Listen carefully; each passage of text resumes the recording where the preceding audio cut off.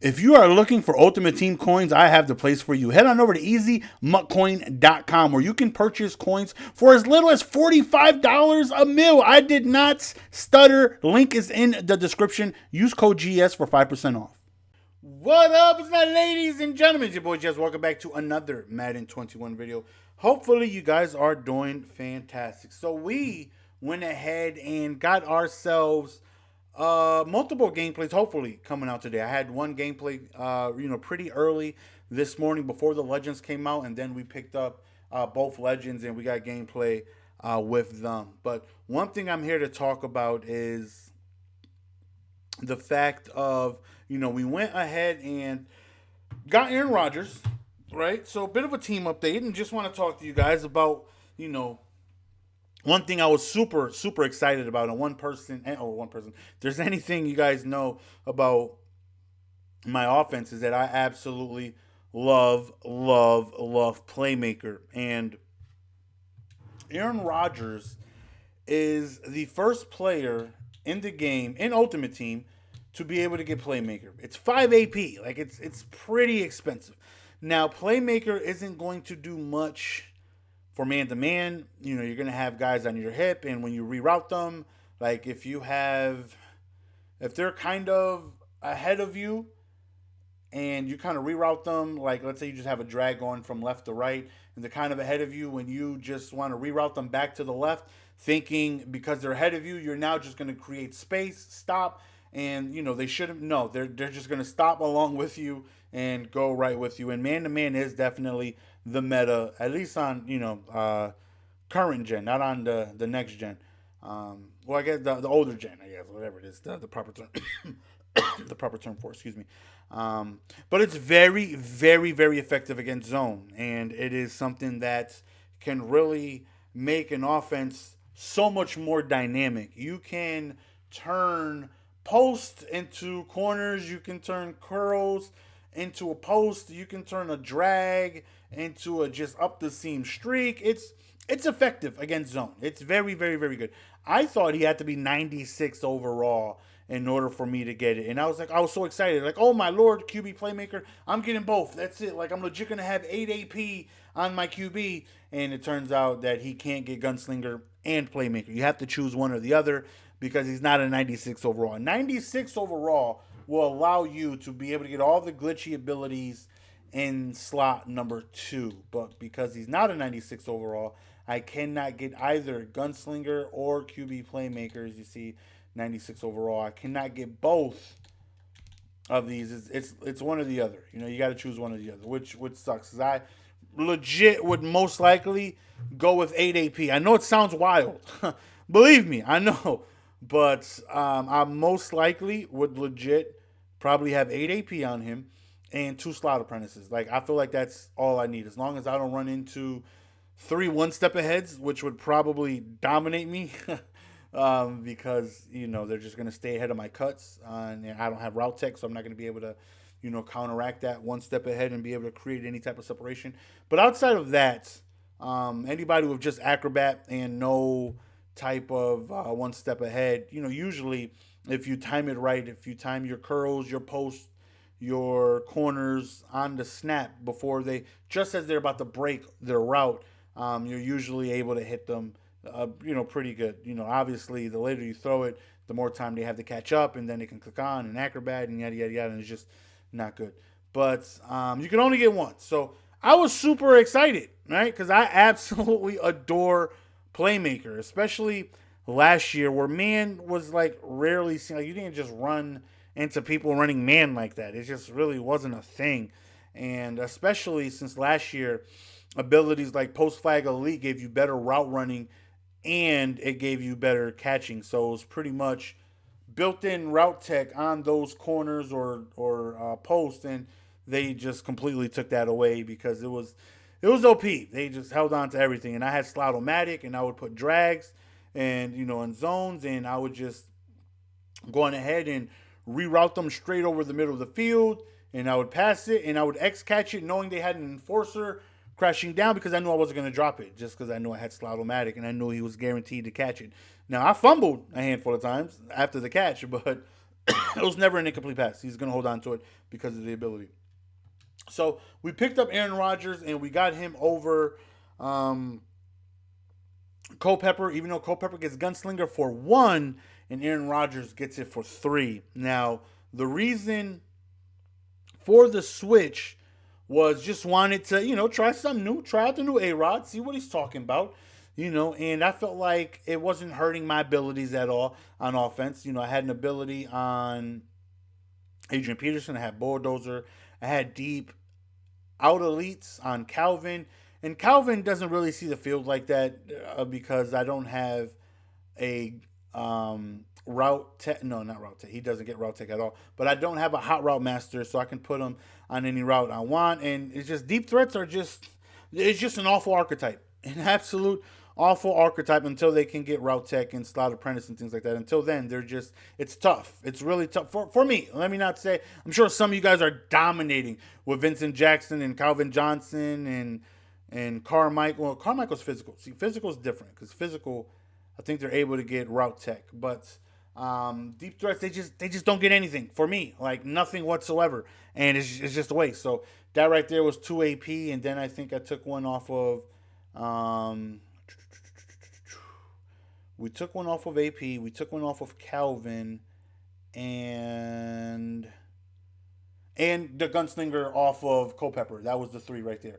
Because I obviously got rid of Culpepper and took his gunslinger off. So that was 3. So wasn't really hurting me much. I could go without Calvin Johnson's deep in elite and or deep out elite, and he's really on the field now anyways. I'm more leaning towards Chad and Tyreek, both of them get slot apprentice, and I can go ahead and put them on, different route combinations to try and beat whatever coverage, my guys are throwing at me and whatnot. So he's really, really, really good. Like really, really, really, really good. And we picked up Ray Lewis. Now Ray Lewis probably isn't going to see the field much, and that is because linebackers don't really get very good animations when you go on ahead and pass the ball directly towards them unless they have lurker. They just don't jump. And that's why majority of the time, as I've said in yesterday's video, you're going to run into somebody running nickel. They're going to be in 3-3-5 or 3-3-5 wide or some type of variant of nickel 2-4-5 or nickel double A gap, because you can substitute your linebackers with safeties for sub linebacker package. And instead of Ray Lewis, Patrick Willis, Sam Mills, all these guys that don't really animate, you now insert Cam Chancellor, Taylor Mays, Ronnie Lott, Devin McCourty, Troy Palumalu, whoever it is you want. And they will actually jump up and catch passes for interceptions where linebackers just don't. So he's not going to be seeing the field too much.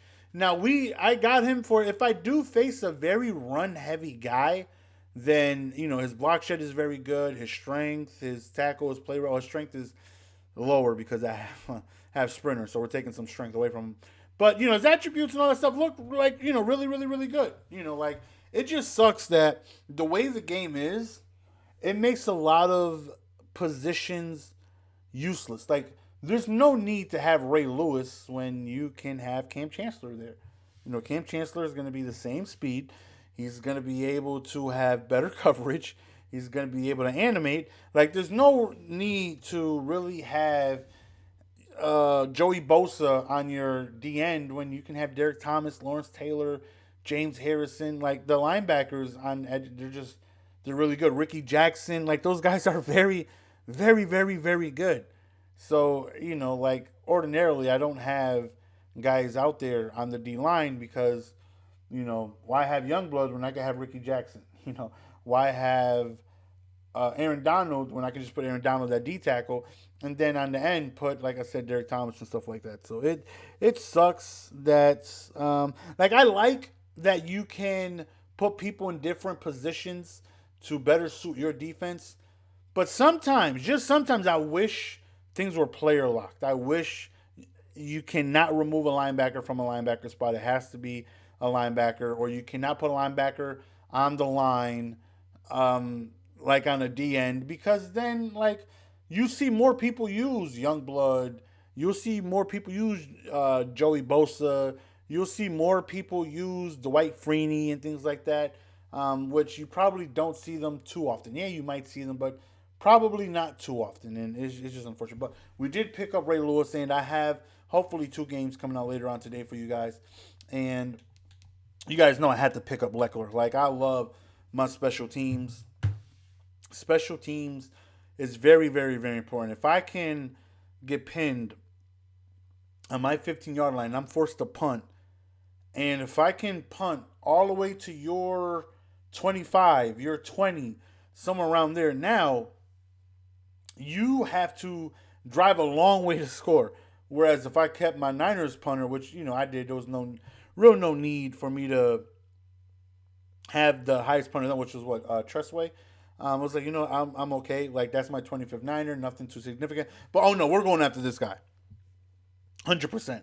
100% going after this guy. 94 kick power can, definitely be a big difference of winning a game or not. Being able to flip field position. Special teams is important. And you'll see later on in the gameplay today. Like, we ended up, I don't want to spoil it, but we were able to kick an extremely long field goal because we have Sebastian Janikowski. Now, if I had Morton Anderson, I'm unable to make that kick, because he just doesn't have the leg for it. Sebastian Janikowski did. And that little extra bit of kick power, which is not much, that little bit is the big difference between being able to get 3 points or forcing yourself to need an extra couple yards or punt or go for it. And if you get stopped, then you're frustrated because you're like, dang it, like, if I had the leg, we could have got three. So field position, being able to flip that with Shane Leckler is big. Being able to go on ahead and kick further field goals with Sebastian Janikowski is definitely big as well. So hopefully you guys are looking forward to the gameplay. World's first QB playmaker, and definitely had some fun with it. But you'll see towards the end of the video, you get my full breakdown of the ability. And then later on today, I put Edge Threat Elites on Leroy, and I played a game with Edge Threat Elites, Edge Threat on Derek Thomas, so that's 8 AP right there alone. And then I had Aaron Donald and John Randall with double nuts, so that's 10 AP. Had 10 AP on the D line alone, and just to see what Edge Threat did, and check the video. You'll be surprised on whether it's worth it or not. So I give my breakdown on the ability a little later on after the game on both games. So be on luck for that. So hopefully you guys are looking forward to multiple gameplays today. Hopefully we knock those out and we get those fresh your way. So yeah, this Aaron Rodgers is definitely good. He gets in a fantastic release. Very, very, very quick. I just wish he got set feet lead. There's no need for him to get gunslinger. If I was able to get set feet lead for like 2, that would have been perfect, because that would have meant that I keep his regular animation, his stalling animation, which is already gunslinger built in. It's the quickest release in the game as it is. There's damn near no windup. It's just a flick of the wrist, and he tosses it 99 yards. And set feet lead would have given me the gunslinger style direct bullet pass instead of it kind of lofting in the air without it. But tune in a little later on today. 2 gameplays. Hopefully you guys are looking forward to that. Appreciate the love and support as always, man. For anyone who made it this far in the video, recently I had said that Tiffany's dad was he has COVID, and a lot of people have been saying that they're sending thoughts and prayers our way. If you guys can continue to do that, we would greatly, greatly appreciate it. He was admitted back in the hospital yesterday, spitting up blood. He had pneumonia. It's like induced what we're being told by like COVID. It's just it's progressively getting worse, and obviously Tiffany is freaking out because she loves her daddy, and any thoughts and prayers sent our way will be truly, truly, truly appreciated. Don't just type prayers sent your way. If you gonna type it, take the 10 seconds to go on ahead and say a prayer. Just, dear Heavenly Father, Tiffany's dad, look out for him. COVID, take it away. Take COVID away from everyone, not just him. Take it away from everyone. Amen. Something simple like that. You take it away from everyone. He's battling with it right now. He was put in the hospital again yesterday because he was coughing up blood, having trouble breathing, and he was admitted. So he's still in the hospital right now. So and our thoughts and prayers go out to anyone dealing with the same situation. COVID is just, it's no joke. It's absolutely no joke. And it's taking people's lives, and it sucks, you know. So anybody dealing with it, just know that my family, you know, thoughts and prayers go to you guys. And if you can take 10 seconds to send some our way, we will greatly, greatly appreciate it as he's, you know, battling through this situation. It's your boy Jess. We're going to go ahead and be signing out, man. Appreciate the love and support as always. Until next time, peace.